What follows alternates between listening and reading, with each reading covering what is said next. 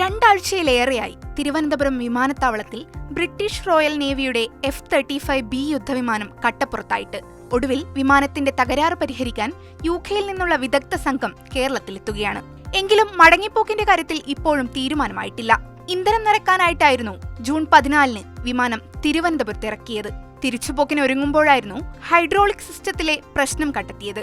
സാങ്കേതിക വിദഗ്ധർ എത്തുന്നതോടെ യുദ്ധവിമാനം തകരാറ് പരിഹരിക്കുന്നതിനായി ഹാങ്ങർ യൂണിറ്റിലേക്ക് മാറ്റുമെന്നാണ് വിവരം. ലോകത്തെ ഏറ്റവും അത്യാധുനികമെന്ന് പേരുകേട്ട F-35B യുദ്ധവിമാനത്തിന് $11 കോടി, ഏതാണ്ട് 940 കോടിയോളം രൂപ വില വരും. ദിവസങ്ങൾ പിന്നിട്ടിട്ടും കേരളത്തിൽ തുടരുന്നതിനു പിന്നാലെ യുദ്ധവിമാനം സോഷ്യൽ മീഡിയ ട്രോളുകളിലും നിറഞ്ഞു നിന്നിരുന്നു.